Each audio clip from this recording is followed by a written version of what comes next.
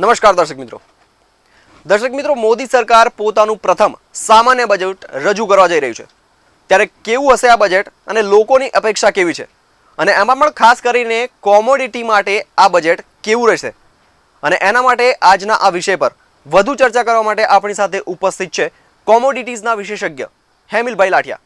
તો ચાલો હેમિલભાઈ સાથે આજના વિષય પર વધુ ચર્ચા કરીએ। બજેટ શબ્દનો સૌપ્રથમ પ્રયોગ 1733 માં ઇંગ્લેન્ડમાં થયો હતો। અંગ્રેજીમાં બજેટ શબ્દની ઉત્પત્તિ બોકેટ શબ્દથી થઈ હતી, જેનો મતલબ થાય છે ચામડાની બેગ। 1733 માં બ્રિટિશ વડાપ્રધાન રોબર્ટ વોલ્પોલ ચામડાની નાની બેગમાં પોતાની વાર્ષિક નાણાકીય યોજના સંસદમાં લઈ ગયા હતા, જ્યાં તેમણે નાણાકીય પ્રસ્તાવો સંબંધી કાગળ સંસદમાં રજૂ કરવાના પોતાની બેગ ખોલી હતી। આ ઘટના થોડા દિવસ બાદ બ્રિટનમાં વડાપ્રધાન રોબર્ટ વોલ્પોલની મજાક ઉડાવતી હતી એક પ્રસ્તુતિ પ્રકટ થઈ, જેનું નામ હતું બજેટ ઓપન, અર્થાત બેગ ખોલી નાખી। બસ ત્યારથી સરકારના આવક જાવકના વાર્ષિક હિસાબોનો અંદાજ રજૂ કરતા અંદાજપત્રને બજેટ તરીકે ઓળખવામાં આવે છે। વાત કરીએ ભારતની, તો સ્વતંત્રતા બાદથી જ આજ દિન સુધી 25 નાણામંત્રીઓ સંસદમાં બજેટ રજૂ કરી ચૂક્યા છે। વાર્ષિક અને વચગાળાનું એમ બંને મળીને કુલ 83 બજેટ રજૂ થઈ ચૂક્યા છે। વર્તમાન નાણામંત્રી અરુણ જેટલીએ દેશનું 84મું સામાન્ય બજેટ રજૂ કરશે, જે મોદી સરકારનું પ્રથમ બજેટ હશે। સૌથી વધુ વખત બજેટ રજૂ કરવાનો રેકોર્ડ મોરારજી દેસાઈના નામે છે, તેમણે કુલ 10 વખત બજેટ રજૂ કર્યું છે। તો બીજો રેકોર્ડ છે પોતાના જન્મદિવસને બજેટ રજૂ કરવાનો છે।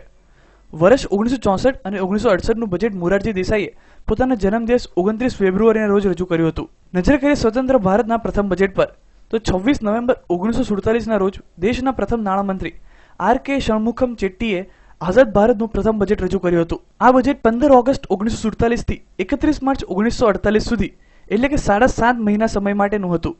પ્રથમ બજેટમાં રૂપિયા 171.15 કરોડની આવકનો અંદાજ હતો, જેની સામે અંદાજિત રાજકીય ખાધ રૂપિયા 24.59 કરોડ હતી। Bureau report, news online.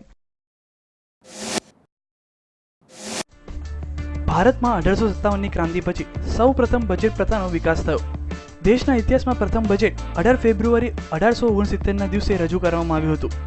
James વિલ્સે પહેલું બજેટ ભાષણ આપીને તેની શરૂઆત કરી હતી।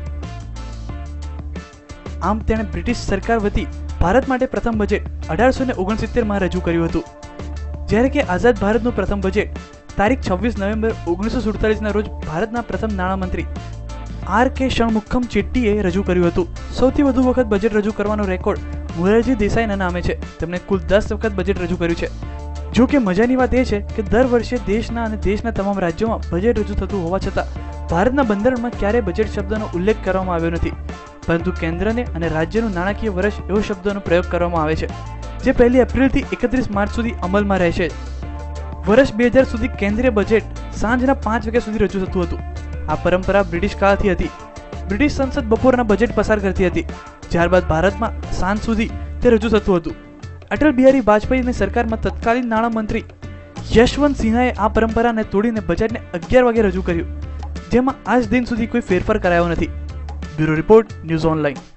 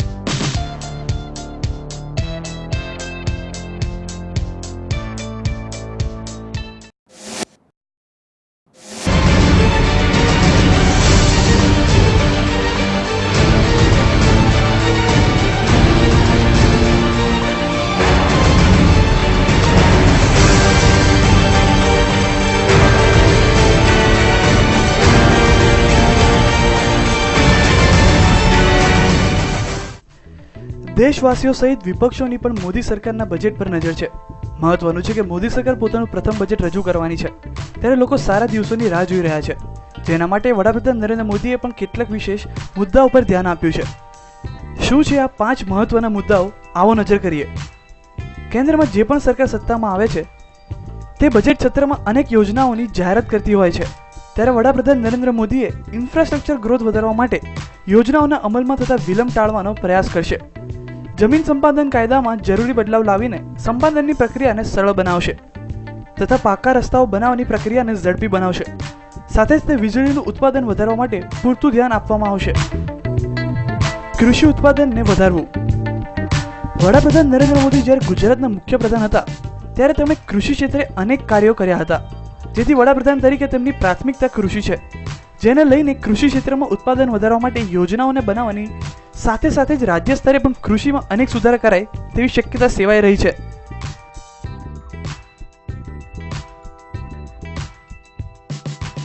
અગાઉ ભાજપ સરકારે બેન્કિંગ સિસ્ટમને રેગ્યુલેટ કરવાની વાત કરી ચૂકી છે, જેથી આવનારા બજેટમાં બેન્કિંગની મૂડી વ્યવસ્થામાં પરિવર્તન કરવાનો એજન્ડો મોદી સરકારની પ્રાથમિકતા હોઈ શકે.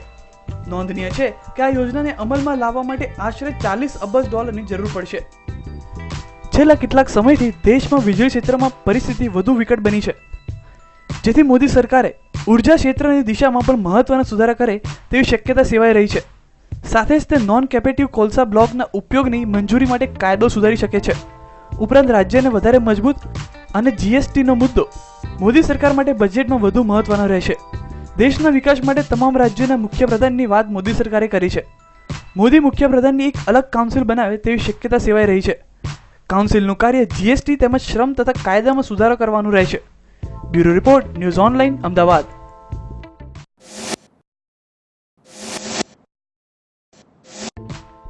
એનડીએ સરકારે ગુરુવારે પોતાનું પ્રથમ સામાન્ય બજેટ રજૂ કરવાની છે. સત્તામાં આવતા પહેલા મોદી સરકારે લોકોને અનેક વાયદાઓ કર્યા હતા. જોકે સરકારે હાલ લોકોને કડવા ડોઝ આપી રહી છે. મોંઘવારી વધી રહી છે, જેથી હાલ કેટલાક પડકારો ઝીલવા મોદી સરકારે તૈયાર રહેવું પડશે.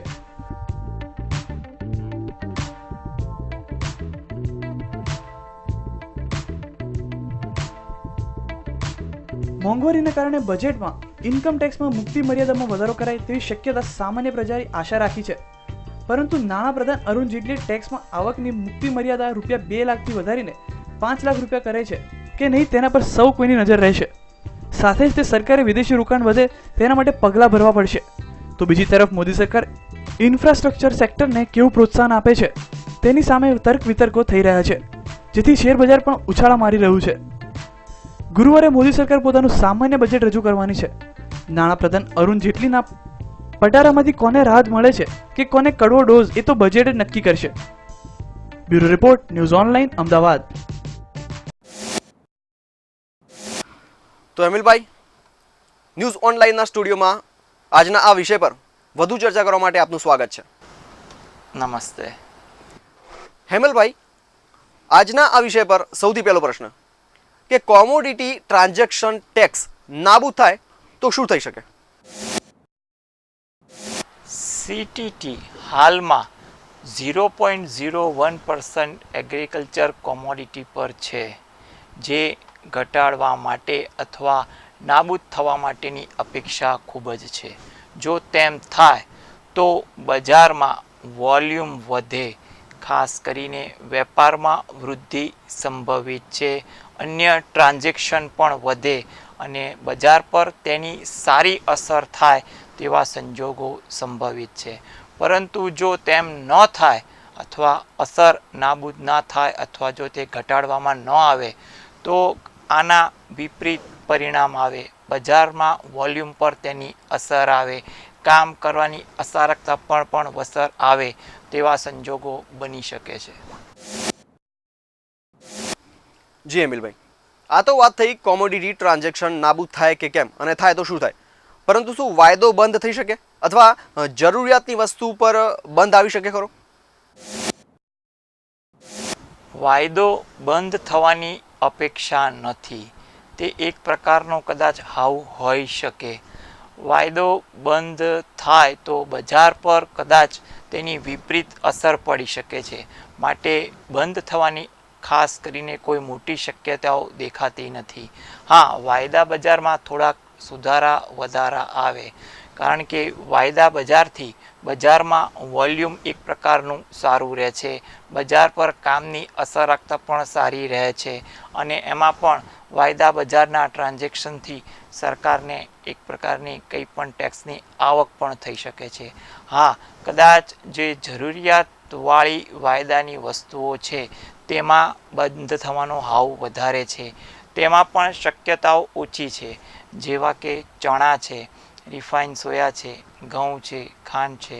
હાલમાં તેમના ભાવ તો તળિયા પર ચાલી રહ્યા છે, એટલે એમાં પણ ખાસ કરીને એવું લાગતું નથી કે આમાં પણ કંઈ પણ પ્રકારનો બંધ આવી શકે, અને ટોટલ વાયદા બજારના વેપાર પર બંધ આવે એવી ધારણા તો બિલકુલ લાગતી નથી. જી અમિલભાઈ, અચ્છા, હવે વાત કરીએ ગોલ્ડની, તો ગોલ્ડ ડ્યુટી જે ઘટવાની ધારણા છે તેના પર આની શું અસર થઈ શકે? ગોલ્ડ ડ્યુટી ઘટે તેવી ધારણા તો ખૂબ જ છે, અને હાલમાં જે ગોલ્ડ ડ્યુટી 10% જેટલી ચાલી રહી છે તે ઘટીને ખાસ કરીને 4 થી 5% જેટલી ધારણા તો છે જ કે એટલી ઘટી જાય, અને જો એ પ્રમાણે ઘટે તો ગોલ્ડના વોલ્યુમ વધે, ગોલ્ડને લગતા કામકાજ વધે, અને એકંદરે બજારમાં વોલ્યુમ અને ફાયદાનો માહોલ થાય. ગોલ્ડને લગતા ઇમ્પોર્ટના વોલ્યુમમાં પણ વધારો થાય, જેથી કરીને બજારમાં ગોલ્ડનું વોલ્યુમ વધે, ગોલ્ડની ખરીદ શક્તિ વધે તેવી પૂરેપૂરી સંભાવના છે. એટલે કે ગોલ્ડની ટ્રાન્ઝેક્શનમાં ગોલ્ડ ડ્યુટી ઘટે તેવી ધારણા તો લગભગ ઘણા લોકો સેવી રહ્યા છે, અને જો એ મુજબ થાય તો ગોલ્ડને લગતા ટ્રાન્ઝેક્શનના અને વોલ્યુમમાં ચોક્કસ સારો સુધારો આવે તેવું કહી શકાય. જી અમિલભાઈ, આ તો વાત થઈ ગોલ્ડની, પરંતુ જો સ્ટોક ટ્રાન્ઝેક્શન ટેક્સ દૂર થાય તો ત્યાંની શું અસર થાય? હાલમાં એસટીટી એટલે કે 1%ની આસપાસ લગભગ ચાલી રહ્યો છે, અને તે ઘટાડવાની અપેક્ષા અને માંગ પણ છે, અને જો તે મુજબ એસટીટી ઘટે તો બજારમાં કામકાજનું વોલ્યુમ વધે, બજારમાં થોડીક તેજીની ચમક પણ દેખાય તેવી સંભાવના કહી શકાય છે. એટલે કે એસટીટી ખાસ ઘટે તે વસ્તુની માંગ બજારમાં ઘણી છે, અને જેથી કરીને બજારમાં તેની સારી અસર પડે, અને બજારમાં વોલ્યુમ અને બજારમાં ભાવમાં પણ ખાસ કરીને વેગ મળે તેવી ગણતરી રાખી શકાય. જો ગુડ્સ સર્વિસ ટેક્સ લાગુ થાય તો તેની શું અસર થઈ શકશે? જીએસટીની જે માળખા પદ્ધતિ છે ટેક્સમાં, જો એ લાગુ કરે અને બજારમાં એમાં થોડીક અપેક્ષા પણ છે, તેને કારણે બજારમાં એક સરખું દેશમાં માળખું આવે ટેક્સને લગતું, એટલે વેપારમાં તેનું સરળીકરણ થાય, બજારમાં તેની સારી અસર પણ પડે, અને સારી અસર પડવાને કારણે તેના કારણે વેપારમાં પણ સુધારો છે થાય અથવા સંભવિત બને તેવું પણ કહી શકાય. હવે સામાન્ય બજેટમાં વેટની શું અસર છે, શું સંભવિતતા, અને શું ગણી શકાય કે વેટનું કઈ રીતનું આ આખા માળખામાં સામાન્ય બજેટમાં વેટની શું અસર રહેશે? વેટ માટે પણ ટેક્સ માળખાની એક સુધારાલક્ષી માંગ તો છે જ.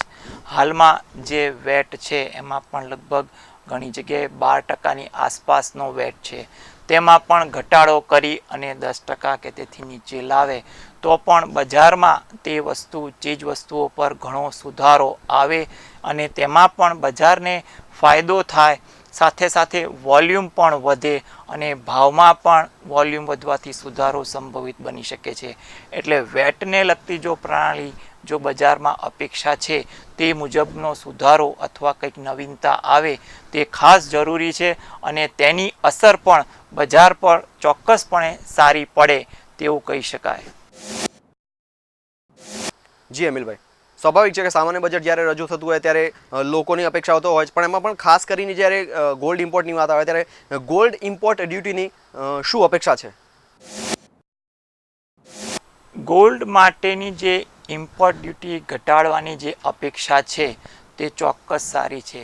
જો તે અપેક્ષા મુજબ ગોલ્ડમાં ઇમ્પોર્ટ ડ્યુટી ઘટી જાય તો બજારમાં ગોલ્ડનું પ્રમાણ વધે, ગોલ્ડના ભાવમાં જે અસ્થિરતા છે, વધારો થઈ જાય છે, તેમાં કંટ્રોલ આવે, બજાર થોડુંક સ્થિર અથવા ગોલ્ડના ભાવ નીચા આવે અને ગોલ્ડને લગતા ભાવમાં સુધારો પણ થાય અને ગોલ્ડના વેપાર પણ સરળ અને વધે તેવી પણ સંભાવના છે. એટલે કે ગોલ્ડની ઇમ્પોર્ટ ડ્યુટી વધવાથી પણ બજારમાં સારી અસર ઊભી થાય તેવું પણ કહી શકાય. જી અમીરભાઈ, હવે ફોરવર્ડ માર્કેટની વાત કરીએ તો ફોરવર્ડ માર્કેટ રેગ્યુલેશન એક્ટની શું અસર હોઈ શકે? ફોરવર્ડ માર્કેટ રેગ્યુલેશન એક્ટની જે વાત છે, જો તે લાગુ કરવામાં આવે તો અથવા એ એક્ટમાં કંઈ સુધારા સાથે અમલીકરણ થાય તો પણ બજારમાં તેની હકારાત્મક અસર પડી જાય અને એમાં પણ એફએમસીજીને ખાસ કરીને વધુ પડતી સહાયતા મળે, એના અંકુશ હેઠળ ઘણી બધા સુધારા આવે અને બજારમાં તેમાં પણ વેપારને વેગ મળે, વેપારને લગતા ફાયદા થાય તેવા સંજોગો બની શકે છે. ખાસ કરીને કોમોડિટી માર્કેટમાં આવા પ્રકારની સંસ્થાઓ અને કાયદાની પણ થોડીક જરૂરિયાત અને સુધારાની તો છે જ. એટલે જેથી કરીને તેના પર બજાર પર સારો સુધારો આવે, વેપારીઓને પણ ઉત્સાહ વધે અને કામ થોડુંક જેન્યુન થાય તેવા સંજોગો પણ ખાસ જરૂરી છે અને તે જરૂરી બની શકે છે. માટે આ પ્રમાણેનો એક્ટ આવે છે તેવી અપેક્ષા ઘણા લોકોને છે. જો આવે તો ચોક્કસપણે બજારમાં તેની સારી અસર ઉપજાવે તેવા સંજોગો કહી શકાય. જી અમીરભાઈ, બેન્કિંગ લાયસન્સની વાત કરીએ તો જે નવું બજેટ રજૂ થવાનું છે, સામાન્ય બજેટ, તેમાં નવા બેન્કિંગ લાયસન્સ મળવાની શું અપેક્ષા છે? નવા બેન્કિંગ લાયસન્સ માટેની અપેક્ષા પણ છે કે એના માટે કોઈ સુધારો અથવા કાયદો આવે અને નવા બેન્કિંગ ઇન્ડસ્ટ્રીઝમાં નવા લોકો આવે. ઘણા કોર્પોરેટ ગ્રુપ ઘણા વખતથી પ્રયત્નશીલ છે. જો બેન્કિંગ એક્ટ આવે, નવી બેન્કિંગ ઇન્ડસ્ટ્રીઝ આવે તો તેમાં ફાયદો નાના વેપારી, મોટા વેપારી અને આમ જનતાને પણ થવાનો છે અને ખાનગી બેન્કોમાં સ્પર્ધાઓ વધશે અને પરિણામે એ સ્પર્ધાઓમાં ગ્રાહકોને સર્વિસ સારી મળશે અને બેન્કિંગ સેક્ટરમાં કંઈ પણ વિવિધ વસ્તુઓ એટલે કે પ્રોડક્ટો બજારમાં આવશે અને તેની સારી અસર વેપારીઓને અને ખાસ કરીને આમ નાગરિકોને પણ પડે તેવી પણ સંભાવના છે. એટલે કે બેન્કિંગ એક્ટ અથવા નવા બેન્કિંગ અંગે કંઈ પણ વસ્તુ આવે તો તેની સારી અસર અર્થતંત્ર પર, બજાર પર અને આમ નાગરિક પર પણ પડે એટલે એ અપેક્ષા છે. એટલે નવા બેન્કિંગ ઇન્ડસ્ટ્રીઝમાં આવવાના કોઈ જોગવાઈઓ ઊભી થાય તો એક સારી અસર બજાર પર પડે તેવું પણ સંભવિત છે.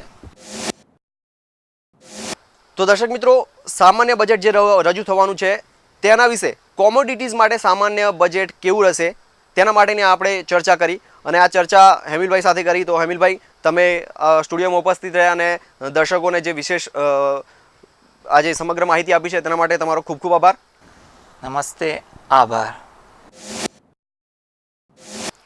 તો દર્શક મિત્રો, સામાન્ય બજેટમાં કોમોડિટીઝ માટે શું શું અપેક્ષાઓ કોમોડિટીઝમાં રાખવામાં આવી છે, કોમોડિટી ક્ષેત્રે સંકળાયેલા જે લોકો છે એ લોકો માટે સામાન્ય બજેટ કેવું રહેશે એના વિશેની વાત ચાલતી હતી. ત્યારે આ બજેટ અને બજેટને લગતી અન્ય માહિતી માટે અને તેની ખબરો માટે જોતા રહો ન્યૂઝ ઓનલાઈન.